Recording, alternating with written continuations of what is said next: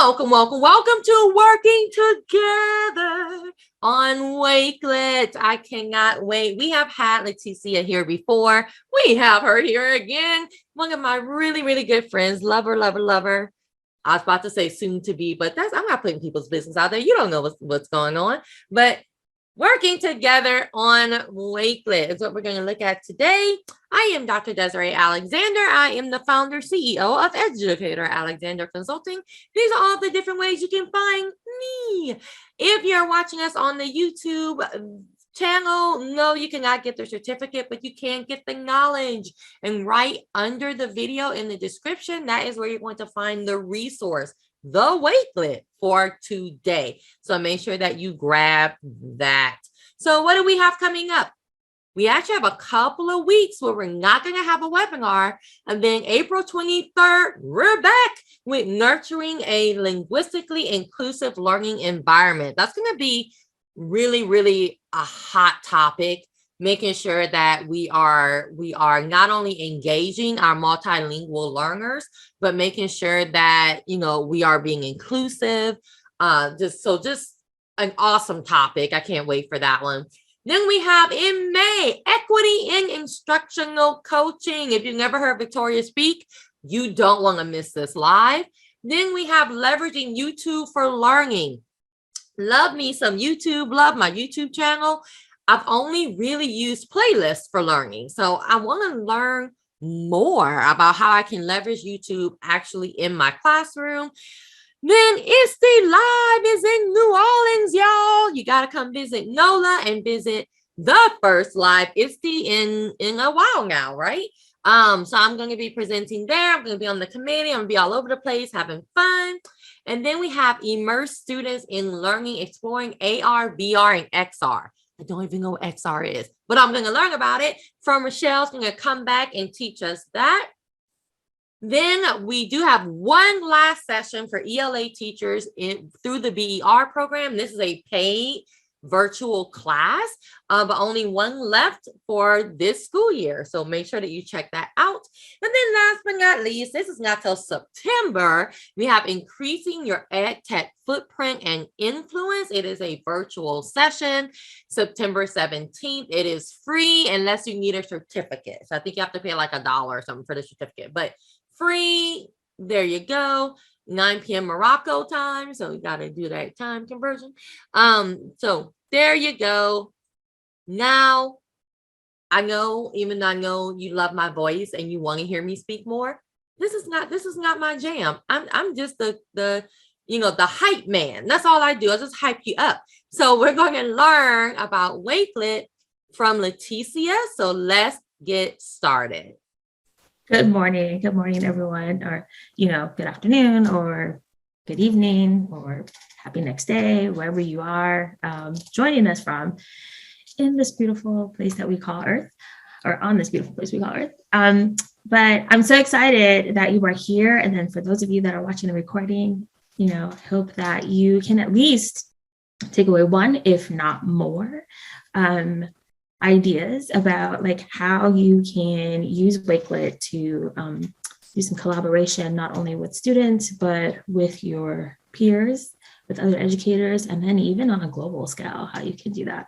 So if you have not joined the Wakelet that was shared with you by Dr. Alexander, then go ahead and jump on that. There's the bit.ly work with Wakelet.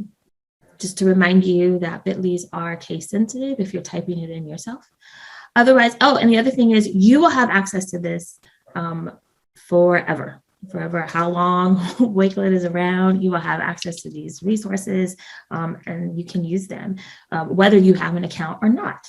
That's pretty cool, right? So if you are new to Wakelet, Wakelet is free. Let me just say that again, because we love that word as educators. Wakelet is free. And it is a free platform that does a phenomenal job of making sure that they are keeping our information safe, that they're keeping our students safe. So students from TK-12 on up can use this platform. There was at one time where, we really watched out for our youngers in the sense that those under 13 couldn't have an account, but now they've set it up so that way they are protecting our students' information, and there is a way to create classrooms, and I'll kind of briefly go over that later. So go ahead and jump on this Wakelet. If you are new to Wakelet, the way that this one is set up, it's set up in a linear fashion. So you kind of scroll to move the screen up to access all the things that are here. There's text, there's links, there's images, and I'll point those things out. There's also a Wakelet inside of Wakelets, and there'll be opportunities for you to engage and like go ahead and try out some things. All right, so in this time that I'm introducing myself, if you want to go ahead, if you don't have an account, then go ahead and sign up for one. It's free. Or if you are someone who's like me, now when I first heard about Wakelet, I, as a coach, was like, I'm set in my ways. I don't need a new tool. I don't need to know it. So I was really not on board. I was not part of the Wakelet wave when it first came out. And it actually took maybe months in, maybe halfway through the year, that I went to support a fellow colleague of mine who was presenting on Wakelet. And so I sat in, again, just, to be there, to be her cheerleader. And she showed me some things. Oh, see, Dr. Alexander was the same way. She showed me some things that I was like, yo, what? I'm missing out. Like, maybe I need to go ahead and try this out. And it just, it changed how I was doing things. So definitely, if you are not one who's just right away like, yes, this is it, maybe after today, something that you'll see that, will go ahead and get you on board, or maybe not. But maybe you'll still take some ideas of what's happening here and put it somewhere else that you're using. So I just wanted to let you know that I was not all in when Wakelet first came out. And I know this, I share that story quite often. And it took for me to see something that I thought, wait, that's how I could use it too. And now I've tried so many different ways. So my information is here, my Twitter handle. I know that Dr. Alexander has been sharing that in the chat. You can also reach me on my email, and then I have a website that we can connect there. But I just wanted to go ahead and welcome you. And if you are on this Wakelet, I want you to go ahead and click that first one where it says share your exposure. Okay, so I'm going to actually use a guest window to show you, because again, the way I've set these up, it's set up in a collaborative form, meaning that that I'm creating this space so that way you can work on it too, without one, either logging in, or if you are logged in, then you get a little more bells and whistles on what you can do. And so I'll show you what that means. So if you, join that Wakelet, click that link, right? It kind of does what Google does, where it puts that anonymous animal, but go ahead and type your name, right? And this is great for if you're trying this out with students for the first time. And I'll show you how you can set up a Wakelet so that way, it's still collaborative, but the only information it's collecting is their name, maybe, okay? So you come into this space, and if you are looking at my screen, now we're gonna be toggling back and forth, or if you're a person who just likes to sit and watch, love to do that too. But you'll notice right away, it shows me, the creator of this Wakelet, who's here at this moment, right? Kind of, again, that Google vibe where you can see who's in that collaborative space. And it's asking you to share a GIF or a GIF. I'm not going to argue about how to pronounce it, to do what makes you feel good. But it's asking you to share a GIF. And so to do that, because I'm already logged in, or it knows that I'm in this space, right? I'm just going to go ahead and I can add here. Now to add a GIF, you'll notice that there's little icons here. So if you're new to Wakelet, right, you can add a link. This icon, if you hover over it, it also tells you what it is, so I can add text. I can add an image, and that's actually, when I click it, you'll see that right now it only allows me to upload an image, and I'll explain that in a minute. You can also bring in a PDF. You can create a mini collection, and I'll show you that some more later. And then there's some additional apps. So if I want to bring in something from Google, OneDrive, for those of you that are Microsoft. And then you've got this Creative Cloud Express. So you'll notice that I asked you to share a GIF. Now, because I'm pretending to be a guest, because I have not signed up, like I've not signed into my account, it doesn't allow you to share a GIF. And I wanted to point this out to you. Okay. This is very important for if you are trying this out with students who are under 13 for the first time. So if you're not aware, if you have access to Giphy, which is the app that Wakelet is working with, Giphies are to be used with students who are 13 and older. So because you were here as a collaborator guest, then it doesn't know how old you are. So it's done, right, as to protect our students or protect anyone. So you wouldn't have access to that GIF. And I did this intentionally just to point this out. So then I usually just say, okay, if you're not going to sign up for Wakelet and you're just like here to kind of test it out and see what's going on, then by all means, just go ahead and add text to show what's your exposure to Wakelet. And you'll notice that when I click that, I could go ahead and start to type something, right? So I can say, I'm a constant user. And then you just go ahead and click done. So I want to point that out again. If you are using this yourself for the first time and you don't have an account, or maybe you're using this with students to try to test some things out, when you create that collaborative board, there will be some things that they don't have access to. Okay, and one of those is to add a GIF. Now I will show you from my account side. So I'm going to toggle back and forth for you.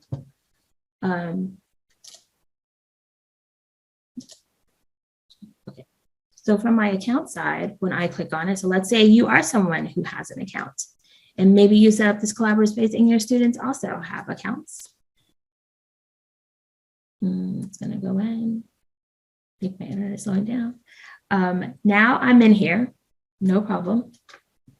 And now we're going to see that there's a difference of what apps I have access to. So let me go ahead. So again, here's where I can add text. I can go ahead and add a link. Now, when I click on image, you'll notice that I have a few more options now. So not only can I upload an image from my computer, but I can choose from Giphy. I can now choose from the library. So they have a relationship with Unsplash, and so there's some images there. And again, you notice that for someone who doesn't have an account with Wakelet, they did not have access to Giphy, and they did not have access to Unsplash. And again, that is to make sure that we're keeping our younger digital citizens safe, responsible, and respectful online. Some other things too, you'll notice that I have a bookmark option now. This is really cool that, like, let's say I am, on a collection, whether it's mine or someone else's.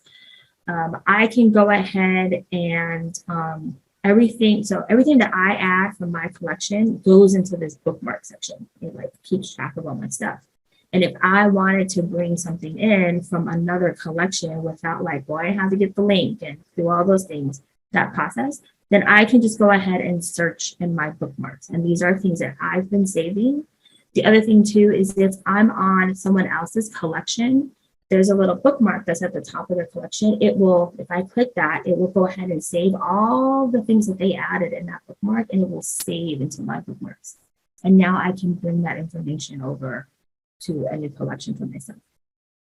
You see that I have still PDF options, and then watch what happens when I click apps.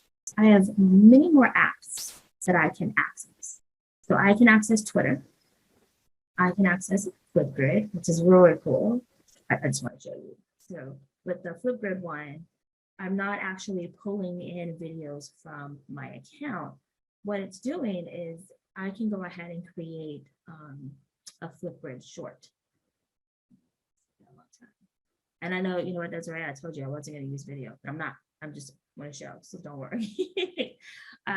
But here's where, it brings all the tools in, and I can create, a quick video up to 10 minutes if I wanted to. This is really good. I love using this when I'm leaving directions from my students. And then I can pull in YouTube, right? And I still have access to my Drive and my OneDrive and Adobe. So you notice that again, for someone who does not have an account, they do not have access to Twitter, to Flipgrid, and to YouTube. And again, that's all for protection. Now, when you set up student accounts, like through Google Classroom, and I'll show that to you a little bit later, students also will not have access to Twitter, to Flipgrid, or to YouTube as well. Unless so if they're under 13, there we go. And there's a way that you identify that for students. You give them permission to those apps, so you can still protect students that way too. So again, it's all about not having students to go ahead and bring in outside things. So let's see. Thanks, Sharon, for sharing, since she hasn't been trained for this. Oh, so welcome. I hope that, again, that you at least take away one, if not more, things about how to use Wakelet. All right. So, and again, I love, you see that I've used this with past presentations and people sharing and finding things. And again, if people didn't have access to it, they went on ahead and just left text. All right, so I'm going to go back to the original Wakelet. Right, thank you for sharing your exposure. And you've heard me speak. You've heard me say a couple of things, but I'm going to go ahead and introduce myself. So my name is Felicia Citizen. I am an I4 coach at Hawthorne School, which is a TK5 school in Beverly Hills Unified School District. An I4 coach, we focus on 4 I's, which is innovation, instruction, individualization, and inspiration. I think I got all 4. Let's see, I've also taught kindergarten for 2 years. I've taught first grade for 7, 5th grade for 9, and this is my 4th year as a coach. Not only do I support teachers and students and co-teach with them, but I also teach digital citizenship. That's why you hear me talking about it so much. Oh, okay, Abigail, we will get that to you right away. But I teach digital citizenship, so I visit every class every 2 weeks for 30 minutes. And I like to use many of the lessons that were provided by Common Sense Education, and I use the Nearpod to do that, to deliver them.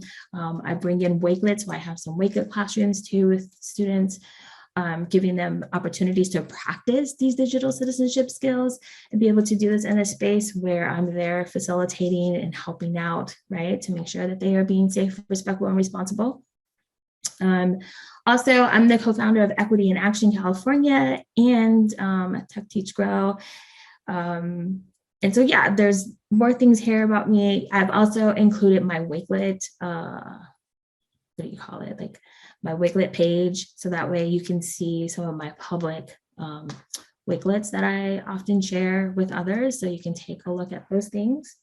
And so now that you've heard a little bit about me, I love to know who's in the room. I know earlier we had people share where they were, but I want you to do it on a Wakelet. Again, I want to give you these opportunities to practice, right, on this Wakelet space.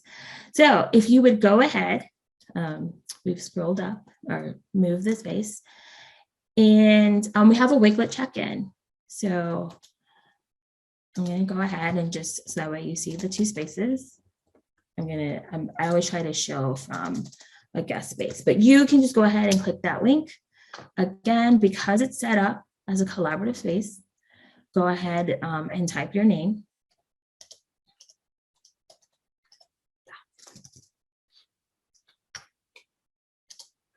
And then it's going to bring you in. And again, that collaborative space is going to always ask you to put your name, even if you have a Wakelet account. Okay, because that's the way that I've set up this particular collection. And I'll, while you are doing that, I will go ahead. Let's see, for some reason my link is being weird. Let's try that again. While you're doing that, I will also explain how I've made it a collaborative space.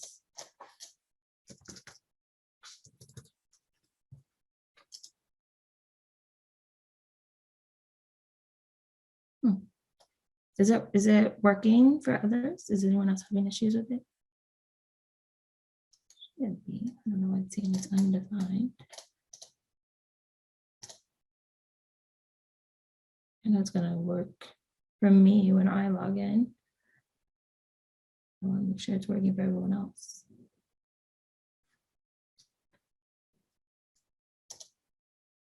Oh, okay, I see people are in there. So then it works fine. I don't know why I'm having issues. So I love to just have people go ahead and check in. Thank you, Abby. Abby's a math teacher. So go ahead. I always like to ask, who's in the space, what's filling your bucket, what's draining your bucket.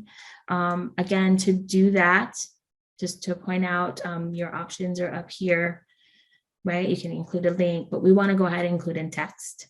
So it's the second icon. Go ahead and click on that. Your box will pop up. And then once you're finished, go ahead and click done. There's something that I thought about as soon as I did that I wanted to point out to you. I'll go ahead and show you how I set it up I just kind of got lost for a minute. So I set this up as a collaborative slide. So to do that, okay, this is my Wakelet. You'll notice that in the top right-hand corner, if you're looking at my screen, it says share. I would go ahead and then click that share button. So as the creator of this collection, I have a couple of ways that I can share this. What's nice is that by default, collections are set to private. So they're only seen by you. No one else can access them.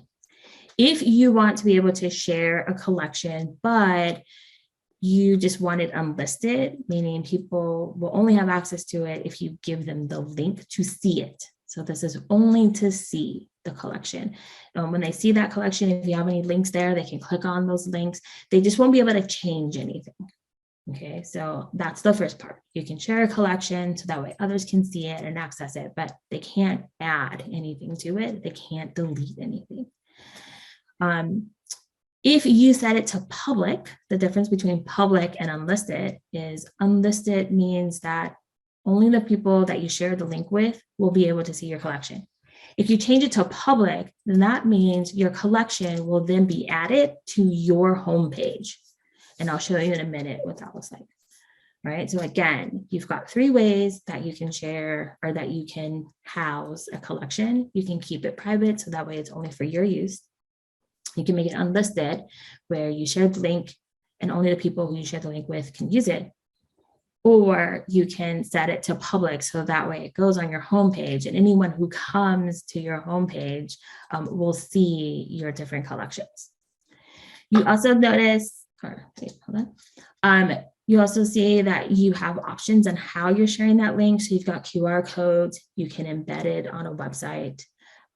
You've got Teams, you've got Google Classroom. This is really good, like when I'm sharing with my students, so that way they can go ahead and access some collections if I only want them to access the resources. Facebook, Twitter, Remind. So you've got some options there. That's number 1 way that you can share. The second way is maybe you want to create a collaborative space, which is what we're talking about here, which is, so far when I checked in with you to see what's your familiarity with Wakelet, and also for you to check in, right? I've set it up so that way you are a collaborator. Collaborators can only add information. Okay, so they can't move things around, they can't delete anything, but they are solely there just to add their information. And again, depending on if they are just they don't have their own Wakelet account versus if they do have a Wakelet account, determines what types of ways that they can share information. Okay, so as I pointed out earlier, if you don't have your own Wakelet account, then you can't add things like a GIF, or you can't bring in a Flipgrid short video like that. But if you do, then you've got more access to things and ways to share. So to do that, again, you're going to go ahead and copy that link. You can do it as a QR code. You've got Teams, you've got Google Classroom that you can add. You can either share a link with people, or you can go ahead and add people by searching for their names. So if they have a Wakelet account, then you can search for them that way. So you can see that I've got a lot of collaborators in this space. Once you go ahead and add information, you become a collaborator. Like I see that you were there. You'll also see that next to this person's name, I can actually change the permissions of how you collaborate, meaning that at the moment, all these people who are here can only add, right? They can't take away, they can't delete. Now I can go ahead and click on it, and maybe I want to up them to can edit. This is helpful when I am collaborating with others to, I'll use Wakelet to present. And so I do this often. I'll, do it with someone else. Or maybe there's a couple of us that are going to present together. I'll go ahead and, start the collection, add them as a collaborator, and then go in and change their permissions. So that way they become an editor. So now editing is what it says, right? They can not only add, but they can delete. They can move them around, they can move things around. And so we talk about that, but it's another space for us to go ahead and start to create this presentation together. Or I'll show you some other ways that I like to use this with people where they are also editors. Okay. Any questions about that? And I know, Desiree, you're doing a great job with like monitoring the chat and the questions. I thank you for that. I just want to check in about the difference of ways that you can share a Wakelet collection, from just being able to view it to also, being a collaborator by adding, or maybe you are being an editor as well. That's what I was going to tell you earlier. So if you are adding people as a collaborator, that's what I wanted to point out to you. I do need to make this either, I do have to set it either to unlisted or public. Okay. The reason why is because, and I don't want to like change it from here, so I'm going to go into another collection. The reason why is because, so that way I get the link. Like when it's private, then there's no link there and I can't share. But you do want to go ahead and change it so that way you can get a link for people to see. Now to add collaborators, maybe I hope I didn't say that wrong. To add collaborators, my collection can be private. Okay.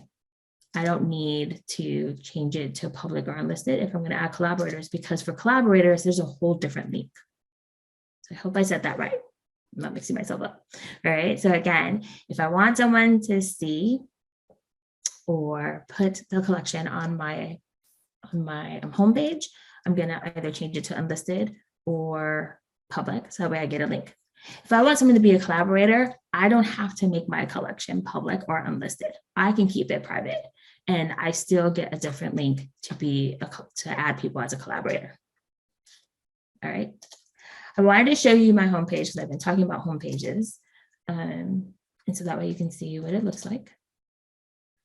So here's, kind of like your landing page for others. And, you have the opportunity to like go ahead and change your header. And yes, that's right. Absolutely. That, working on collections with students, so that way it's not public. I love that we have the option to like keep it private or keep it unlisted and still add them as collaborators. So that way we see it as a class, but like no one else can see it, which is really nice. The only time we will change from private collections to unlisted, we never do it for public, but for unlisted is so that way our parents can go ahead and see. So I love sharing information with our parents, and we set it up so that way parents are only seeing the collection. And they still have access to the reactions, which I'll share with you later about those. So they can like give reactions, but they can't do anything else, which is really nice for them to like access that information and see what students are sharing in that space. Oh, I agree. I hope I pronounced your name correctly. Farid. It is one of the best platforms, I have to agree. So here's your landing page again. You can, go ahead and personalize it. You can add some links here, but here is what I wanted to show you. So again, the whole thing about making collections public is so that way everyone else who's on Wakelet, when they come to your page, that they will see and be able to access these collections only as a viewer. Okay. Now I will say you can set up some collections to copy. We'll go over that later. But anytime that you set a collection to public, it's there for the world to see. Now you notice that I went on ahead and organized them. So Wakelet does allow you to go ahead and set up sections, and I'll show you what that looks like. So here I'm going to edit my profile, right? So now I can go ahead and make some changes, and here we are. So usually when you make a collection public, it just goes straight to the bottom. Okay, like I don't have any that are not, I need my life to be organized. So you don't see any freestanding collections at the bottom. But if you like had no sections and you just had these public collections, they would just all be on this page, staying next to each other. And anytime if you do have sections, then any new ones that you add will just automatically go to the bottom of all your sectioned public collections. Say that 5 times fast. And so again, I need organization in my life. So I go ahead and I add a section. So you'll notice here on the left-hand side, I have the option to add a new section. I love using emojis with my titles. So that's why I type them all capital with my emojis. Just makes me happy. And if you hover over the collections, that way you can, move them. So I can either just go ahead and drag and drop to reorder, move them around, or let's say, again, I have like all these public ones that are at the bottom. I just go ahead and click there and it shows me all my sections. And I go ahead and choose which section I want to move it to. And then I click move and it like automatically moves it there. Okay, so again, all I do is just hover over it and then I can move my collections into the right spaces. Once you have them all set up, then we always come up and save. It's our favorite thing to tell my students, always remember to save. So we save, and if I want to share my landing page, I've got a couple of options, QR codes, Facebook, Twitter, Google Classroom, or I can just go ahead and copy the link. It has my, handle, my Wakelet handle there. And then people can just come to my landing page and find all my public collections.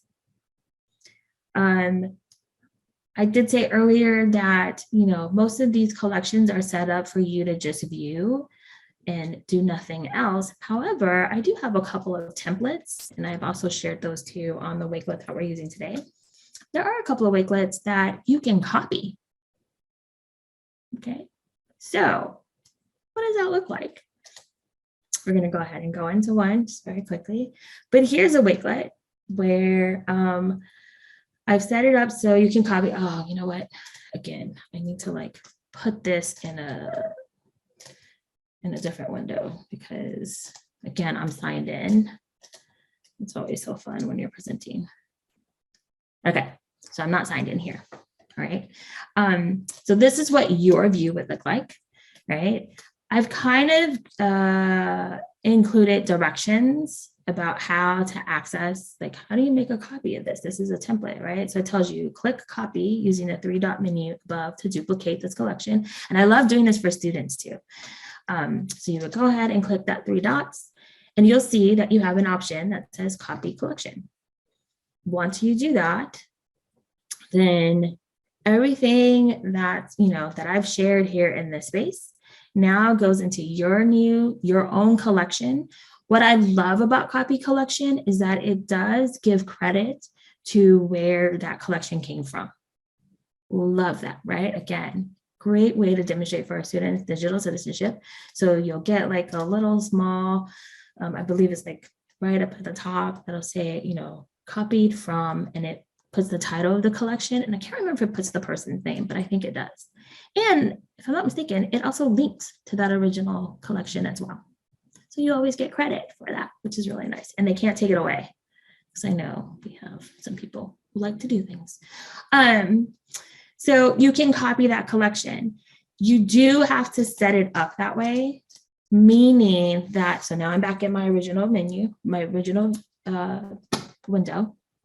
You notice that I have some icons here in the top left-hand corner. So because this is my collection that I created, I have to give permission to copy that collection. So by default, collections are set as not copyable. Is that a word? It's a word now. And I'll go ahead and click that gear, and you'll see that I have an advanced option. This is usually toggled off. So I would have to toggle it on to allow for others to copy that collection. Okay, even for myself, if I want to copy this collection, like this presentation, I copied it from another one that I did a while back, and I like changed some things up, but I copied that collection. And it like brought over all the things that I had shared in that space. Yep, I agree, Desiree, that like Wakelet, that's one of the things that got me, is because it's not boring looking, right? Like Google Classroom is amazing in and of itself, but there's just a bit more, there you go, that you can do with Wakelet, and it's aesthetically pleasing to look at. Okay, so we've covered a lot. We've covered like copying a collection and sharing the different ways that you can share a collection, right? You've had some opportunities to go ahead and practice out some spaces. And again, these will be here for you to access all the time, and you can play around with them to add things with students, or for yourself. Let's see, does anyone add any? I like to always go back and just see. Oh, Sandra. Is this my Sandra friend who's in Linwood? Huh, I believe so. Welcome. We've got Abby here, a math teacher. Oh, it is draining this school year. Yep, I agree with you. But filling your bucket is learning opportunities. Yes, I'm glad that you are here. Sandra, I'm glad that you're happy to be here. And for all the rest of you here, I'm so excited that you're here. And for those of you watching on the recording, I love doing this with students, setting up the space, check in with them very quickly. They can just go ahead and tell me, how they're feeling. So I always change up the prompt, but this is great to use with students. All right, I'm going to go back to the main one, and let me just go ahead and close these so that way it doesn't take up my bandwidth.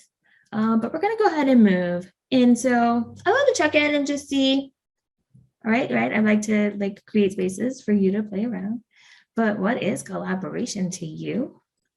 So if you want to go ahead and click on that, or if you want to put it in the chat, what does collaboration mean to you?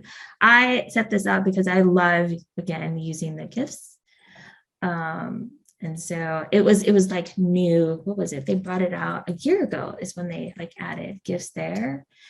But again, to add that GIF, go ahead and click on the image and then choose Giphy. You'll see that some people have, added their responses there too. But what does collaboration mean to you? So again, just an opportunity if you want to put it in the chat or tell me here. We've got combining powers, working together, being carried away on a balloon, right? We've got some people that are joining.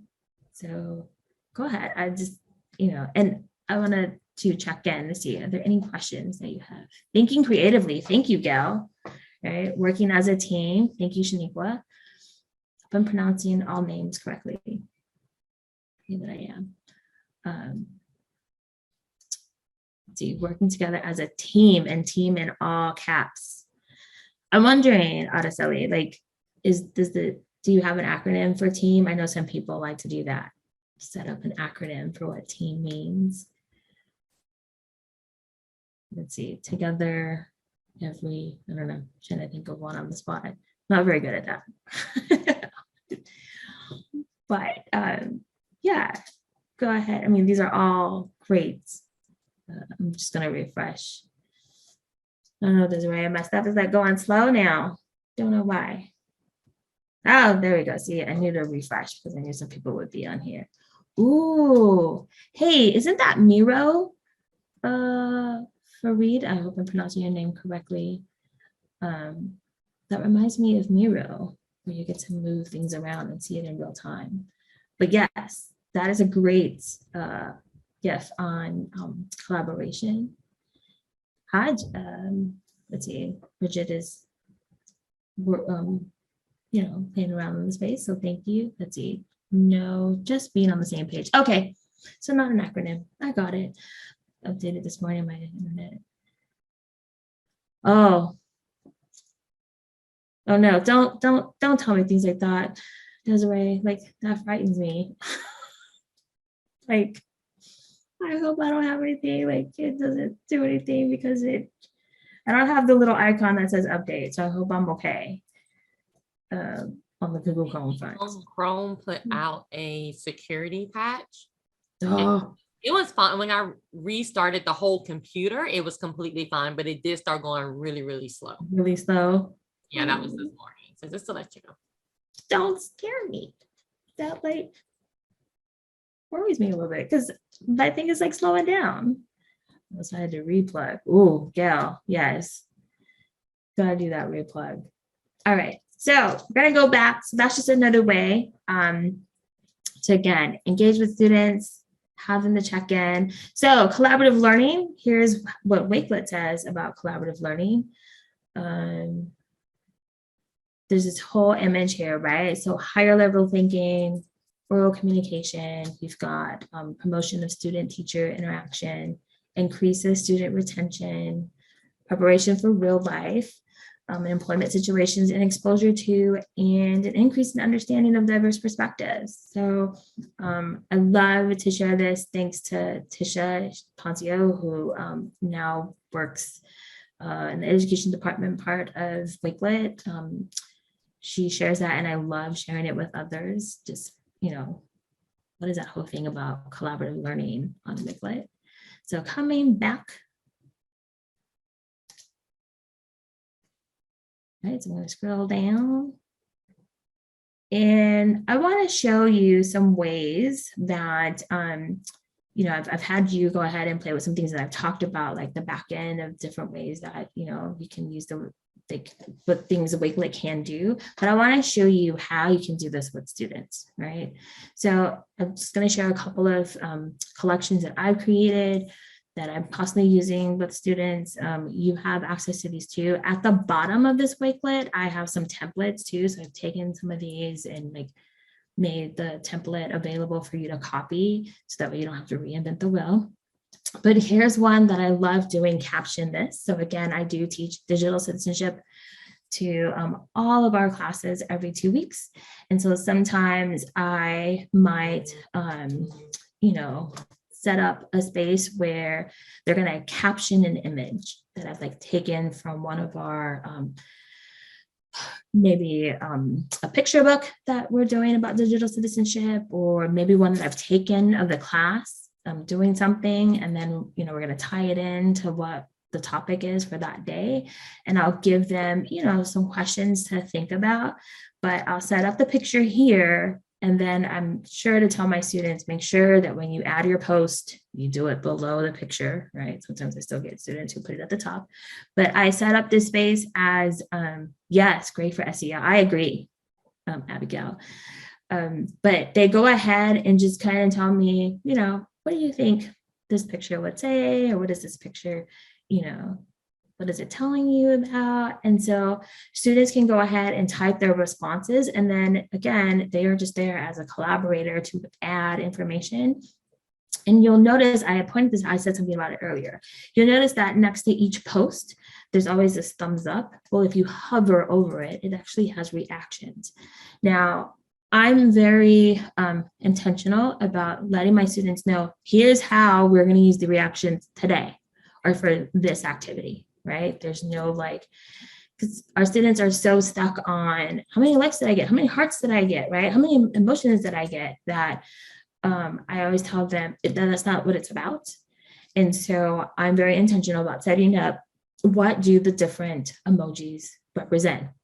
So sometimes I'll just say, you are only going to use the thumbs up, and you're going to give a thumbs up to maybe 2 of your classmates who said something that was different from you.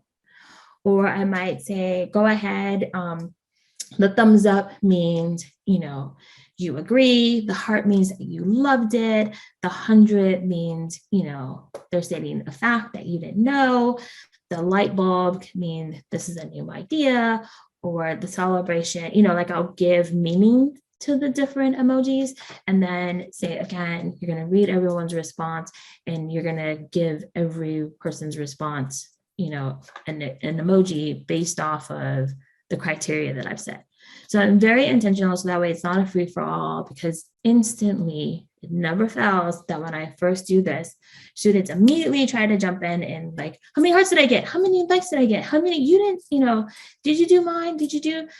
One thing I will say, and I've like shared that with Wakelet, is that I would love that when I do set these spaces up for my students, that they could not see each other's names.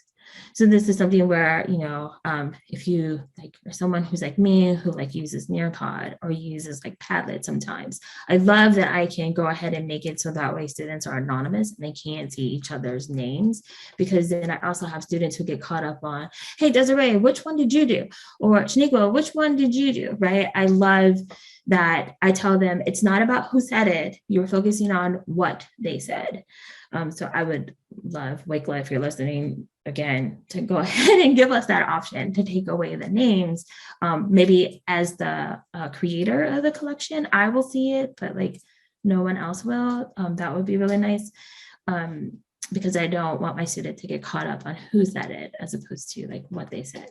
So really setting up, being intentional about like what the different reactions means, or maybe, it's just a free for all. And that's fine too. So again, this is one activity that I do with students where they go ahead and just, I call it caption this. Another one, again, I love checking in with my students always at the start of class, and setting up different ways that we do that.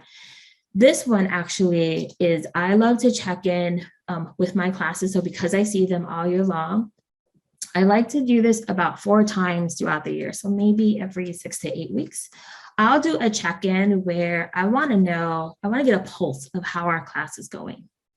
Okay, so I do what's called a keep, stop, start. And I ask students, go ahead and share with me, what is it that you want to keep about our class? So what are we doing in our class that you're like, oh, do not change this. This is it, right? Like this is, what did they say? I know they don't use it, but I do. Like, this is the bomb. I know I'm old. This is the bomb. Like, go ahead. We got to keep doing this every time.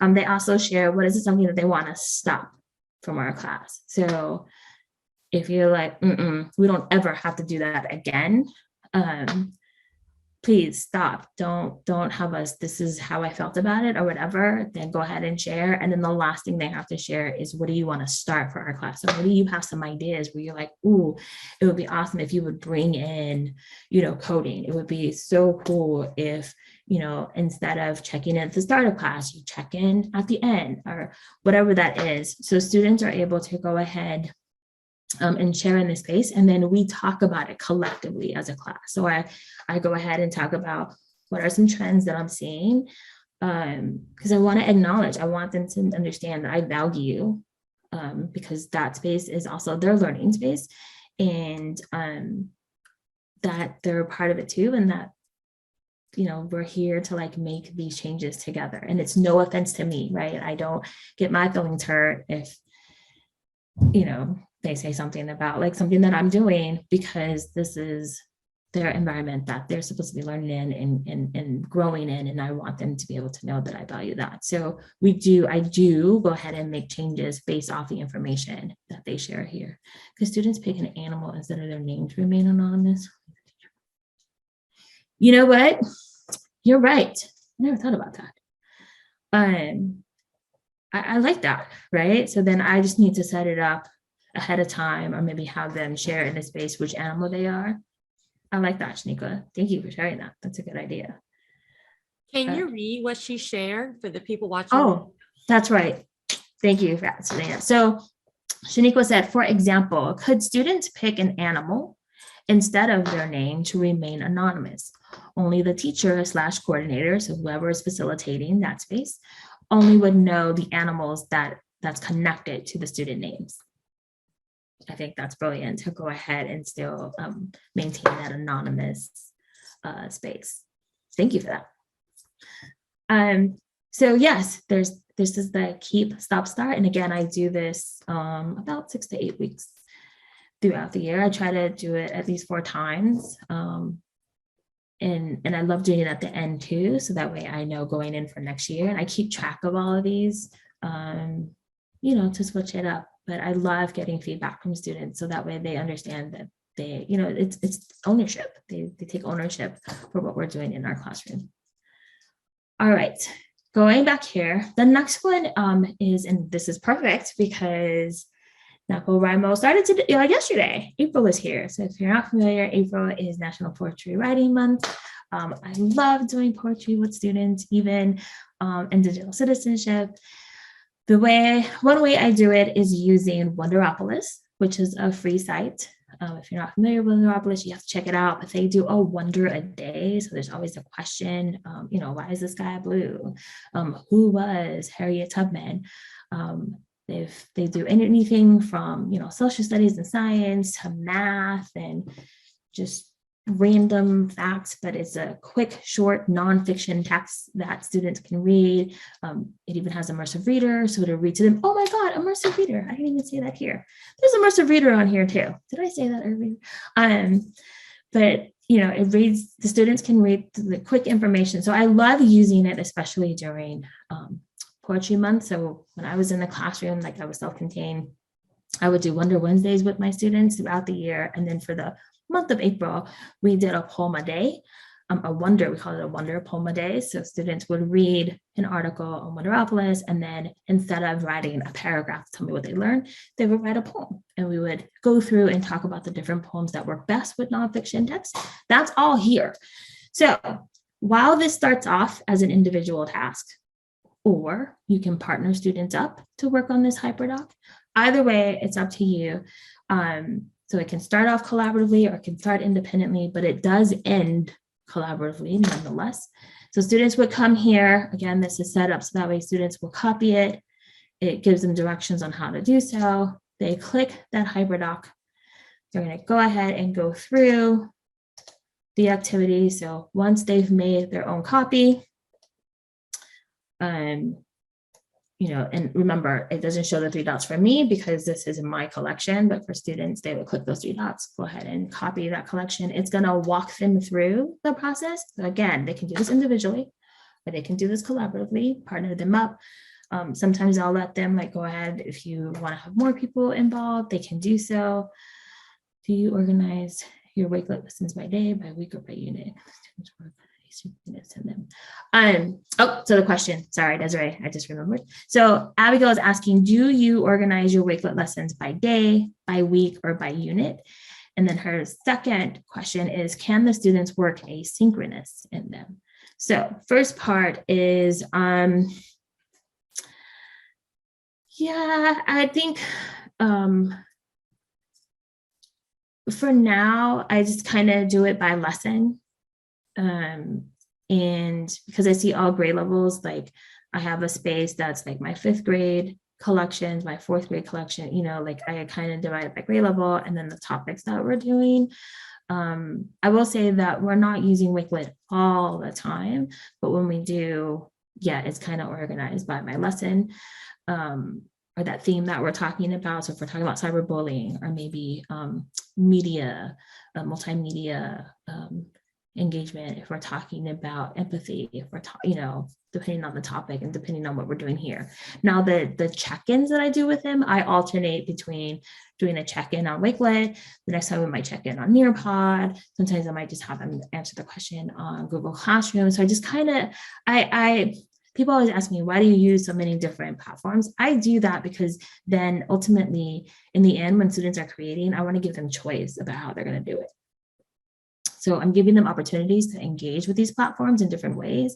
And then when it's time for them, to create a comic strip or create something to tell me about cyberbullying, they can have choice in how they want to do that. So if they're going to go ahead and use a Wakelet because I have set up classrooms for them, then they can work asynchronous. on those collections.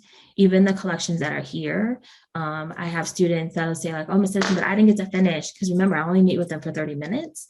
Then they know like, hey, you can go in and I can see it. So that's the other part. I'm going to always see what they're doing. And so I make note of that. Like I'll go in and like check it, especially maybe a couple of days before I'm going to go to that class. I go through all the things that we did the last time I met with them to see if they've made any additions, if also to make sure that they're being respectful and responsible in those spaces too. So they can work on it asynchronously, absolutely. Even if I've added them as a collaborator, or if they've gone on ahead and made copies of them, because it's all in, I guess I can go ahead and show you that I set up. I'll come back to this one in a minute. But because I've set them up in classrooms, so you'll notice in my account, if you're looking at my shared screen, at the top, the classrooms is here. This is where I've gone ahead and pulled in, created classrooms for my, right now I've just been doing it with 4th and 5th, in terms of like giving them their own space. But I still use Wakelet collections with my youngers, but I only add them as collaborators. Okay, so again, I set up Google Classroom, and students have their own accounts. So they can go ahead and create their own collections. They can go ahead and work on the ones that they've made copies of, and I can see all of those. So when I click on this class, it shows me all the students. I go ahead and click on that student, and I can see what collections they're working on. I can see if they've added any new ones. Now for my littles, they don't have their own accounts yet. I'm not there with them yet. So I just add them as collaborators to add information. And not just that collection, it stays with me. Is that cool? All right, so going back to here, students go through this. Again, if they're gonna work on it independently, there is still a space that for the evaluation part, then they're gonna share their poems on a shared Wakelet. And then they are going to give purposeful feedback, and they're going to do that, maybe using Post-its or something else, or use the emojis, or they can start off collaboratively and work together. And then again, they always have a space where they're going to share their creations and then get feedback from their classmates. All right, so that's there. Something else is, we start off, when I start off the unit for digital citizenship with my students, I created a Wakelet for every class so that way they can go ahead and make their digital citizenship pledge. And what's cool about this is we revisit this throughout the year to then talk about like, how are you doing on your pledge? And I might again set this up on a different Wakelet where I'll say, go ahead and tell me if you are upholding to your pledge, and if you are, how so? If you're not, what are some things that you may do to then go ahead and start working on that pledge? So it's not like a one and done thing. That's another thing that I love about like, it's not one and done. Like have them to go ahead and share, and then we're going to revisit it. We're going to come back to it and say, I want you to look at this, and I want you to take time to reflect. So this is great to set up again on Wakelet. You can see the student responses there, and I do this with my TK5. TK, it takes a little bit longer, but they do it. There's also a reflection that I love to do, a school year reflection. I like to do this individually. I also like for students to do it as a group. So you'll notice that on this template, again, it's set up so that way you can copy it. But it gives directions to the students to not only first, one of them, if they're doing it as a group, that one of them is going to make the copy, but then I also show them how they have to add everyone else as a collaborator. I also do say that they have to add me, so that way I can see it. Just so that way I'm there in that space too, but it walks them through, right? So they go ahead and change this information to put their information, and they're working on it together synchronously. So that's another way that you can have students do it, where they're all collaborators, they're all sharing, they're seeing it in real time. Sometimes you do have to refresh to see like the new ones, but typically, depending on the internet is acting that day. Any other question? Thank you for the questions that you all have been asking so far too. Something else that's here, I loved using Wakelet during our Dixit week on campus. So that usually happens in October. I think it's the 3rd week in October. And so I set up where we had Dixit Spirit Week. And so every day there was something and it tied into the theme that we were learning that day. So day 1 was Hat Day, where you're thinking cap to reflect on how you feel online. And I had set this, and this was cool too, because then I also shared it with parents. So some students would add their picture before they even got to school, so I could see it happening in the morning. But students went on ahead and like took pictures and then shared them here on this Wakelet. And then if I went around too, I would, also go around the classrooms and like take pictures and then go ahead and add them. The kids are like, oh, I got to see it. So they got to see each other. And this was just a nice way in this collaborative space. And again, I could keep it unlisted. So that way, just whomever had the link could access it. And this, again, just building community, working collaborative with the students. And you can just see all their hats for Dixit Week. So I set one up for each day and then shared it out every morning. We have Parent Square, so we share it out every morning to the parents, so they knew too. I remember one morning I was like so busy that I forgot to send it out, and I had all these emails. I kept getting a notification on my phone, and it was from parents saying, "You didn't send out, for day." I think it was like Thursday, I forgot. And so I was like, oh my gosh. So I had to like hurry up and send it out. And then I went around to the classrooms. The kids were like, we love this morning. I'm like, I'm so sorry. So, that was nice that they were looking forward to adding on Wakelet. And it was just, it's what I love about it is that they just click the link, it asks them to put their name, and then they're in that space and they just go ahead and add. So that was really nice to see happening. So setting up spaces, for Spirit Weeks or whatever that you're doing at your schools, that way students can not only work together to see each other's responses in the class, but even school-wide is really helpful. Here's another one where we had a choice board, right? This was like the year before that students, again, setting up the space and then sharing it with them, and then they can like see each other's responses. But what was nice is that there was something that was shared for each grade level. Like if you're in TK2, here's an activity that you can do. If they were 3-5, right?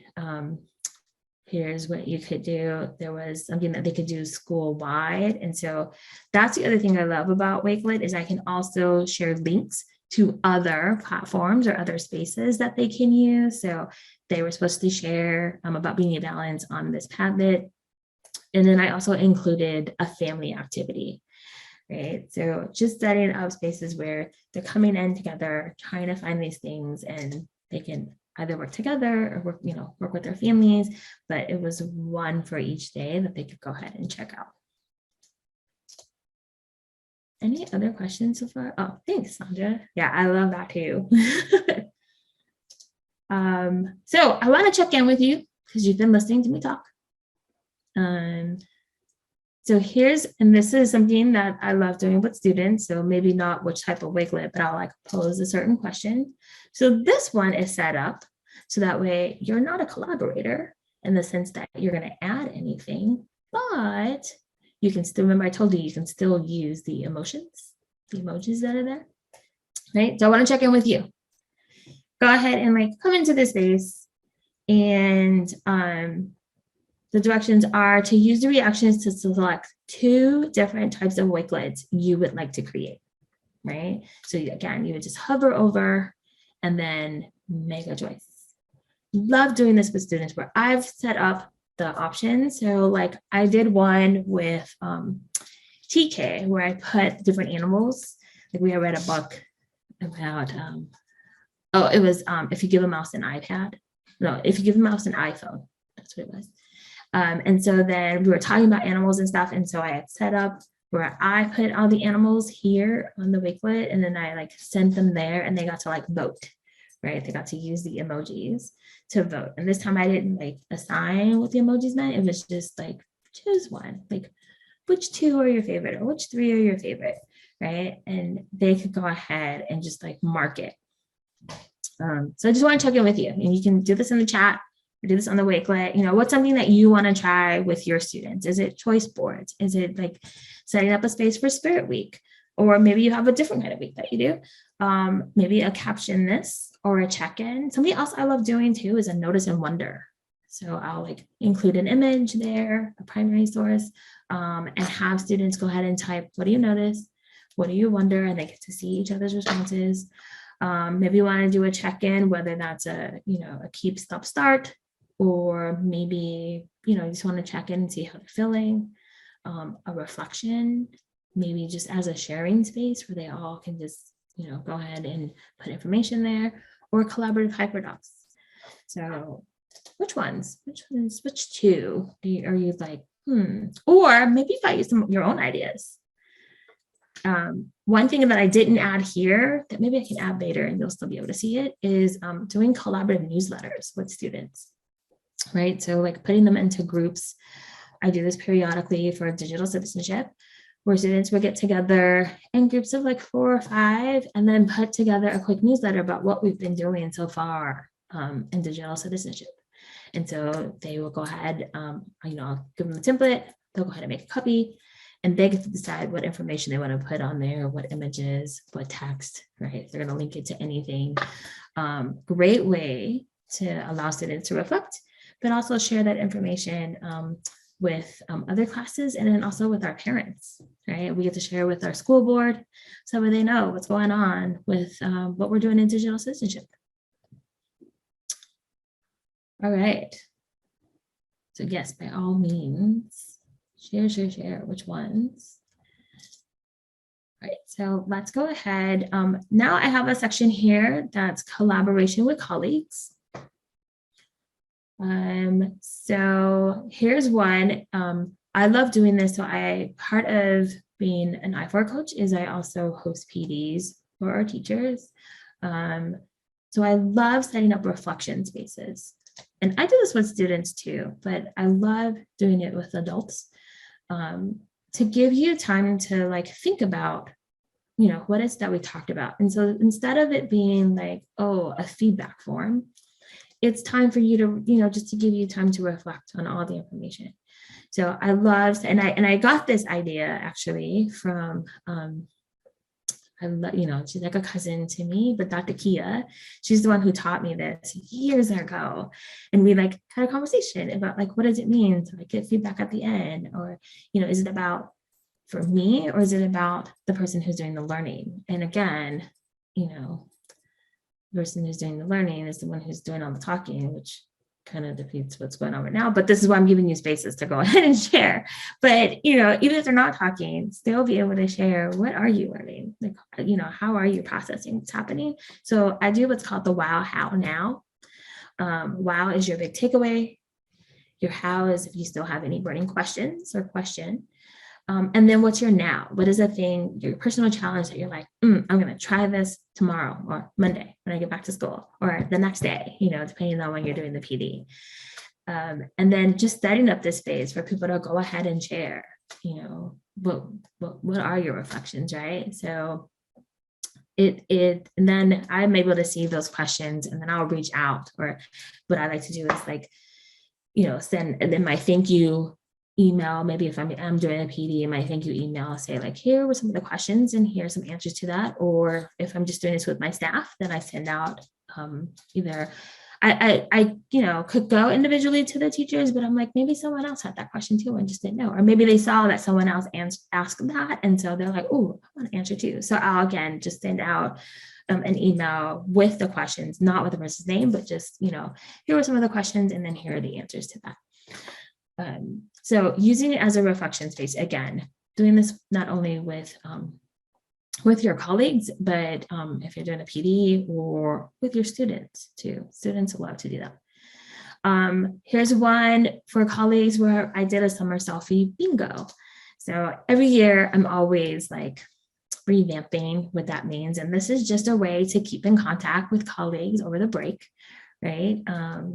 I've even set up one for, during winter time, but just to find out what's going on. So when I originally did this, I did this on Bunsy. And then the whole idea was to like share on Twitter. But then I realized, wait, all my colleagues are not on Twitter. So then I had set up a space the next time around. I think I shared like a Google slide deck, right? And then I was like, it was kind of wonky. And then one year I was sharing through ThingLink, which was pretty exciting for me, and for people who were seeing my stuff, but they were like, they didn't want to do it that way. So then last summer, I was like, yo, why am I not using Wakelet? Like the same way that I did it with students, why not do this for teachers, right? So here's a summer selfie bingo, right? And they're all here. So I made all these little tiny Wakelets for each square. And then the idea is that teachers would come here, go ahead, take their selfie of what they're doing, and then share on this, and it's set up. What? I have to go through and check those. Oh, how dare they? I do have that collection. I just need to go fix these codes. Desiree, you might know too. Like recently, I feel like they've been doing some updates, and then some of the links are like being messed up. I spent last night going through this presentation to make sure stuff was okay, and there were a couple of my links that like were not working for some reason. I don't know. I hate them too, Gail. What'd you say, Desiree? I said updates will do it to you. Man, it works. I promise. I have this collection. Anywho, the idea was that people would go ahead and click on that Wakelet. They would be added as a collaborator, and then they would upload their images. And I found like this was the best way to do it with my staff. So it was really cool to see all their pictures last year. But yeah, that's another way, again, to stay connecting and collaborating with your colleagues here on Wakelet. Here's one where, again, remember I do work with teachers, but I had to come up with some different ways to do PDs with my teacher during quarantine, right? Like there was a lot going on. And so we wanted to be really flexible about how we were hosting PDs for teachers and still valuing their time and valuing how they wanted to learn. So my principal, I remember she reached out to me and she said, hey, don't you do like a lot of presentations?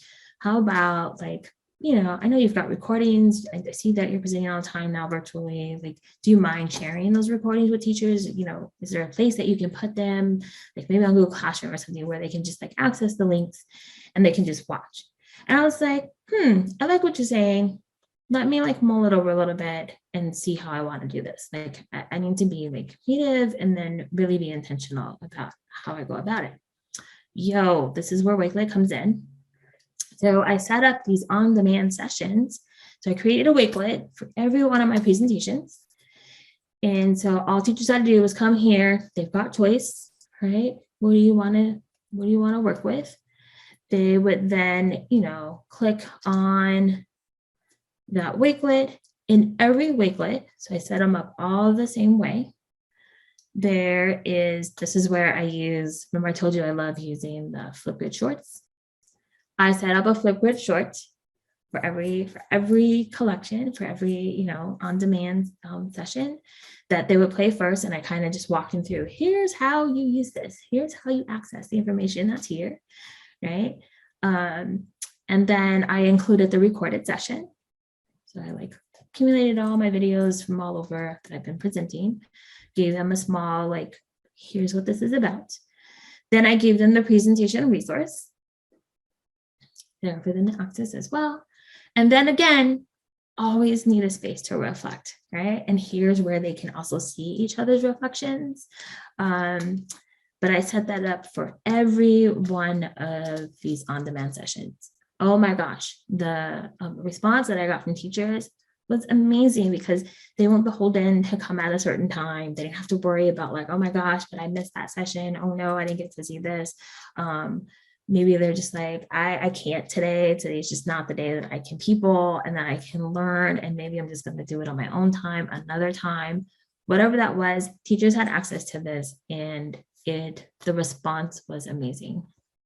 So that's another way that, you can collaborate with your colleagues, especially in that reflection space, so they can see each other's reflections. And then what I do is, in that space too, I read all the questions and I'll just answer them on that Wakelet, right? So, I always remind them, make sure that you come back. And they know now because they're used to me doing it, but I'll say, make sure you come back to this Wakelet, so that way you can see my response. So this one I didn't send an email, but instead I did it on the Wakelet. And I give them a heads up, either, hey, you'll get an email from me, or I'll just go ahead and answer on the Wakelet and put, responses. I'll just create my own little post and put it there with the answers if I have them, or who to go see if I don't have the answers at all. So there's that.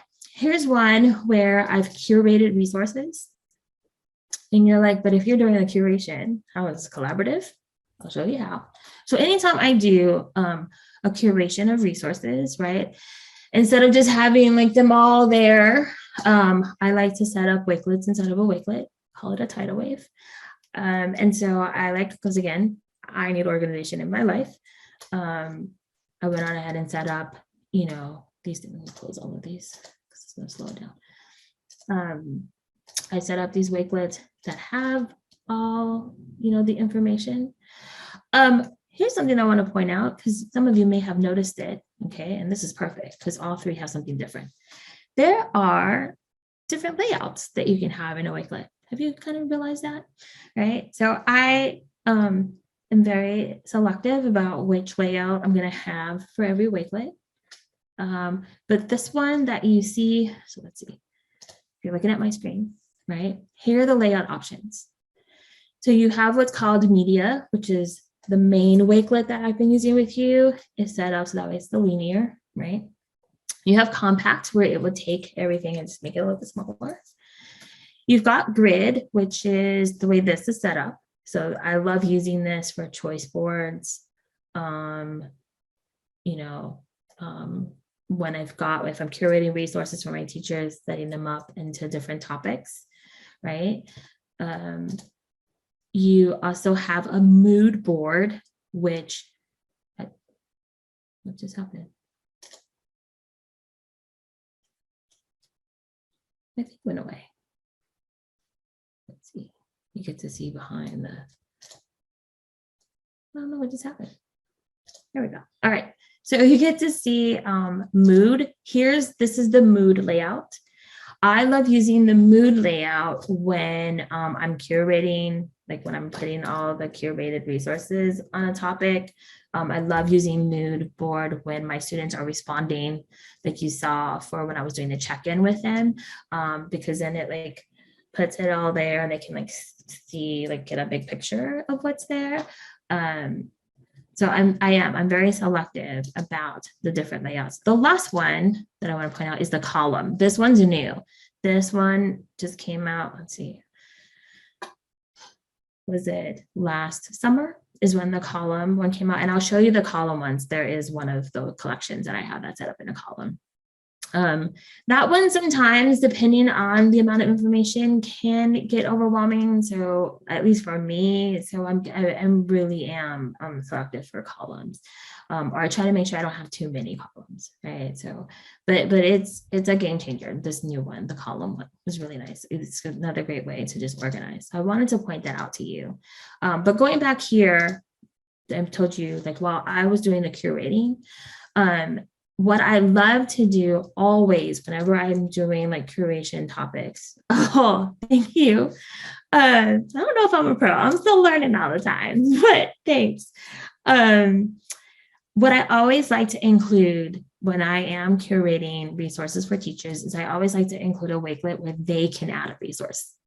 Right. So sometimes I'll just say, if you have something that you want to share, go ahead and just email me. Or I was like, yo, why don't I just put it in the Wakelet? Kind of cool. Right. So I've set up, so all of these other collections are set up so that way you can just view them. This last one that I always add is set up in a collaborative as a collaborative collection. And you can see the difference of how it's added.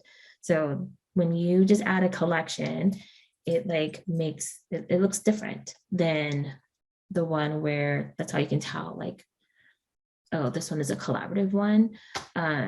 So teachers could go ahead and click it. It will ask them to, add their name. Oh, what is Wakelet doing to me? I promise it's there. Let me find it. Now I gotta look at my spaces. But what happens is it's a collaborative space for teachers to go ahead. Is it this one? This one. For teachers to go ahead and go ahead and add a resource. Okay, so anytime that I curate resources for my teachers, I always include, sometimes I forget how I organized it. I always include a space for teachers to add their own resources. Good Lord. You can see, so I guess I should just go ahead and point this out. You're looking at my account, and you'll notice on the left-hand side, there's these little circles. That's called spaces. So I'll just go ahead and tell you the story now. So originally, when you made a Wakelet account, you just had one place where all your collections would go into.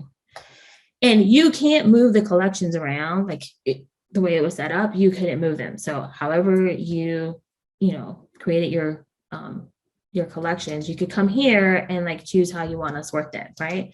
It drove me nuts because, as you can see, in this collection alone, I have 104, but overall, I have a lot more.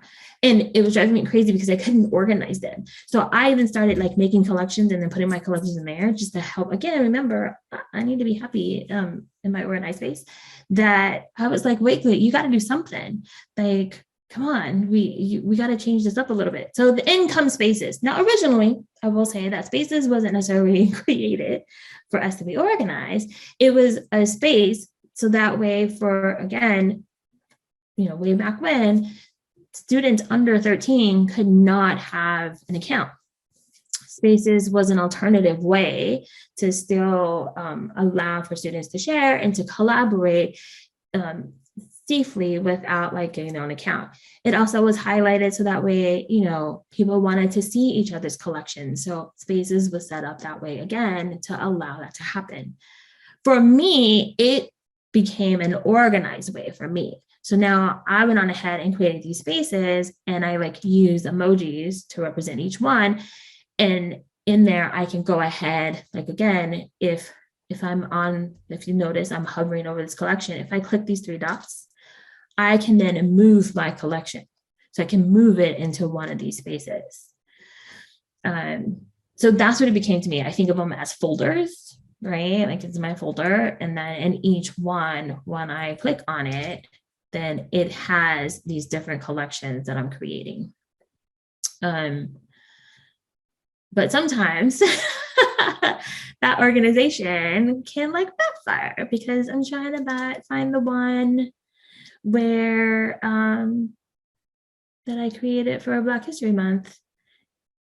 Anywho, that I promise that collection is there so that way teachers can go and share their own resources. For crying out loud, I thought I had checked out the links. So I always try to include that when I'm curating resources. Okay, so that way that becomes that collaborative space for other teachers to add. And then what I will do is I'll take that resource and bookmark it and then add it to like organize it to put it in the correct topic. So that way it's there for others to see. Okay. All right. Oh, I gotta get going. I actually have to go present somewhere else too, but I want to point out, Desiree kind of alluded to it earlier. Let's see. Another way that people can collaborate together on Wakelet is here's one where I was presenting for another conference and there were like several of us that were presenting together. And so I just quickly like made a Wakelet for us to like put our resources there. And I made it collaborative so that way those people could go in and put their resources there too. And then, we shared it out with those who were in attendance. So that way the 3 presenters that were here went on ahead and added their stuff. And then we shared that out with the participants. Here's another way that you can set up a collaborative space, right? I love doing this when I'm teaching about primary sources, give teachers a space where they can share like some of their favorite primary sources, and using like a little mini collection, using it to present together. I mentioned this earlier. So here's a presentation that I do with a good friend of mine, Judy. And so I set up the Wakelet space. I added her. Let's see. I added her as why is her name not there? Maybe there's another one, but I added her as an admin, so that way she could go ahead and add stuff here too and move it around and do all those things, right? Here's one where we're taking notes together. So when teachers and I go to the same maybe a webinar or to the same workshop, I'll set up a space, a Wakelet that then I will add them as editors in this Wakelet space. And then we're all taking notes and like adding images and adding, things that, and then I'll go in and like change it up a little bit, but it's a space where we're all taking notes and all adding links. And if we're taking pictures, we're adding the pictures in there too. And then afterwards, I'll just go through and organize it a little bit better. I did include a template at the bottom. Let's see, I'll go ahead and point it out because I gotta get going. I'm so sorry. But there are these templates at the bottom, that you can go ahead and copy, but here's the notes one, just so that way, it highlights, maybe you go ahead and make a copy, share it with other colleagues, and you can then, I kind of like have some guides there, but you can change it however you want to. But this is just to go ahead and like set it up for you. So you include the title of the presentation. Maybe you're at a conference together and you're all going to different spaces and you just want to highlight the takeaways and then the links and add any images that you took. And then what's cool is then you can share this with your staff once you get back to school. So that way they see, where everyone went and where everyone got to do their learning until the information is there. So that template is there for you. What else? I'm so sorry. I got double booked. So there's an all about me spaces that you can use too. Remember earlier I told you about these spaces, but you can set up one. Here's one that like I started off just as like a test. And so, you would add members. So this one is spaces is also set up so that way if you want to bring people into this space, you give them access by inviting them, right? You give them a link, you can add it by their username or email, and then they can come here. Thank you, Abigail. They can come here once they're part of the space, and now they can create their own collections, right? So I've got some here that like were shared with me from someone like in other countries, and we're like going in. There's one where someone was collecting recipes, right? And they like, you can see there's 56 members in here. And so we like go in and add to these collections, or we make our own collections. And so that way we're able to share and collaborate, and doing this globally is amazing. So I did include, what some global collaborations could look like Wakelet has like a whole ambassador space. There's also, I set up one when I presented at ISTE. I think this was 21, so last year, where different ed tech coaches could go ahead and add their information and we could stay connected, right? There's a whole community, a Wakelet community that I've linked here that you can join. And that's another way that you're collaborating with your global peers. Here's one, this is what I want to show you. And this is actually set up in columns. that last layout that I told you about. But here's one where not only did I set this up for my school, but then I shared it globally. And you can like do this with classrooms like in another country where you're both doing Dixit Week together. So here's, again, it's set up as columns, right? You get to decide how many columns you want, how to label them. And it's just columns. So, I always like to start off with the video. I like separated Dixit Week so that way it was its own column, and then each day, what are these things that we do? And again, I like to set it up so that way it's TK12, 3-5, and then what they could do as a family.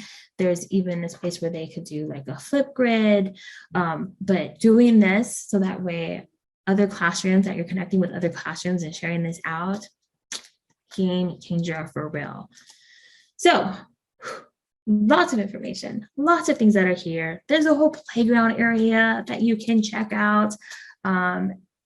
What are some ways that you're thinking about collaborating with Wakelet? You can share that here on this page. You can share here in the chat. Oh, thank you. I'm a great trainer. Greetings from Greece. Oh, welcome from Greece. I love it. I love this. I will say, like, one of the bright sides about going virtual quarantine was just really being able to connect with our educators worldwide. I mean, I always get so overwhelmed when I see people from elsewhere. I'm like, oh my gosh, like we're working together and you're over there and it's probably a new day, or it's at night, or whatever that is. Thank you, Jesus, a Puerto Rican in Kentucky. Welcome, welcome, welcome. So there's also a reflection space. I would love to know your how, your wow, and your now. So please do click on that. If you want to do it now, do it later. I always go back and check these. And then, as I told you, there's some templates that are here. All you gotta do is click those little 3 dots, make a copy of it, and you can add and delete and change and do all the stuff. Make it your own collection. Yes, you can definitely, please access this Wakelet. You have access to it as long as Wakelet is around. I mean, it gets no better than that, right? So that's really cool. I will say this, and this is something that I learned in my trial and error of like moving school districts. Things like Wakelet, I would say, set up your account using your own email account. Don't do it your schools, just so that way when you leave, you can still take your Wakelet account with you, right? And make sure that, yeah, when you leave, you'll delete, if you are connecting your classrooms to it, that you'll delete those classrooms. But this is set up in my own personal account. So that's why I love using Wakelet, because I don't have to worry about, like, if I'm using my school Gmail, that, some districts don't allow you to take the stuff that you're creating in your Google account and take it with you. So when I can, I love doing it here in Wakelet. So that's just another plus about like using Wakelet, because you can take it with you wherever you go. Yay, Araceli, I'm so happy. Thanks, I learned a lot and signed up for Wakelet. Woohoo! Shaniqua, really excited. Yes, I'm glad that you enjoyed it. Jesus. Oh, you set up your school account? You go ahead and make a new one.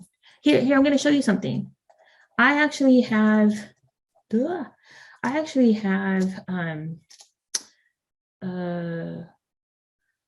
couple of accounts with them, like with my with one of my groups. So you have the option to switch accounts. So I click it. And so don't worry, if you still have your school, you'll see that you can add a new account. So go ahead and add a new one with your personal account, right? And then go copy your collection and share them with yourself, or do copies and make some new ones. There you go. It's really easy peasy. You're welcome. Marika, just perfect. Thanks. You're welcome. So thank you all. I hate that I have to go, but I have another presentation. This is what happens when your friends sign you up for things. So I've got to get going. Thank you so much, Desiree. I love that you provide this space for us to like share what we do and just share with others and give them resources and like talk all these things and just learn together. So thank you, thank you, thank you. Thank you for spending your Saturday morning with us. And it's even earlier, like it's like, 11 Central, but for you, it's like 8 o'clock in the morning. So, well, it was. So thank you so much for coming here and not only sharing with us, but doing an amazing job. Thank you. Oh, I loved it.